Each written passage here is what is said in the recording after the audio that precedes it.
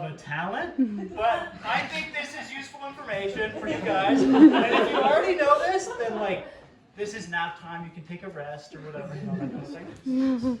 That's okay. I'm going to explain how to not be tracked online, some habits I have, so maybe you can use them. This might be how you feel about being on the internet. As you know, companies want to track you to show you ads, right?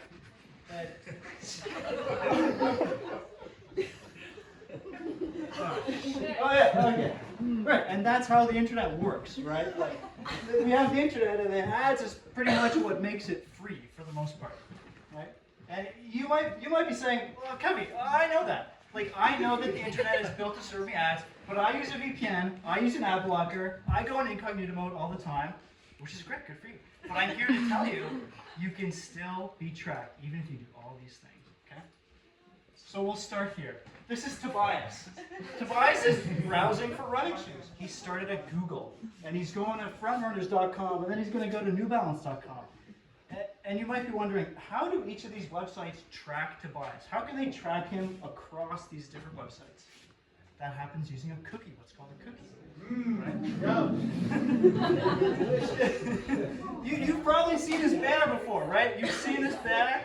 And this banner gives the website permission to tag you so that it knows where you're going on the internet, where you've been, pretty much. And this is something important to know. Not all cookies are bad. Some cookies are good, right? This is a first-party cookie, and this remembers if you're logged in or not, right? So you don't need to type in your password all the time. You don't have to type in your password, like, and remember your password or whatever.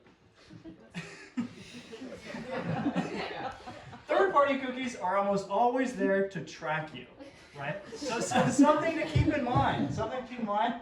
Do you accept third-party cookies? No. Don't accept them. No. Don't do it. Right. And some browsers do this for you, right? It's built in. Brave browser, Safari does this for you, so you don't need to worry about it. You might be saying, Covey, I'm on my phone sometimes. I'm not always on my laptop. What do I do then? There's an equivalent to a cookie. It's called an IDFA. So instead of asking, giving you a cookie banner, Apple gives you this little dialogue. I'm sure you've seen it, and a good habit to get into. Again, allow it to track it? No! That's right. But websites track you in another way. Oh. This is Tobias. Tobias, what if he just stays in his garden, right? He spends a lot of time in just one place, right? Well, what does that sound like? I'm spending a lot of time on the internet, only in one place. Oh, it's these social media platforms. That's usually where we're spending a lot of time. Yeah, all right. All right. You can think of social media platforms tracking you. It's a bit like buying food in a grocery store, okay? You fill your cart, you check out, you pay. There's no way to prevent the grocery store from knowing what you bought, right? You get a receipt and they get a receipt too. They track inventory, right? And so social media sites do the same thing, except their receipts are really long and detailed. And they're so long and detailed that they can actually build an algorithm that knows what you like. Obviously, we all know this, right? Okay.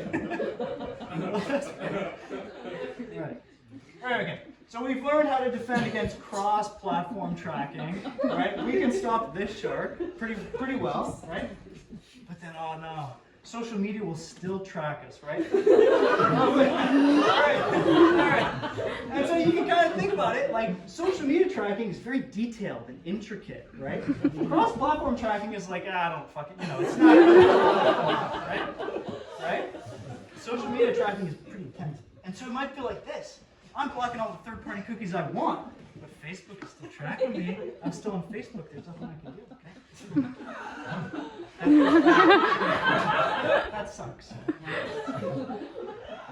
I don't like it either, it sucks.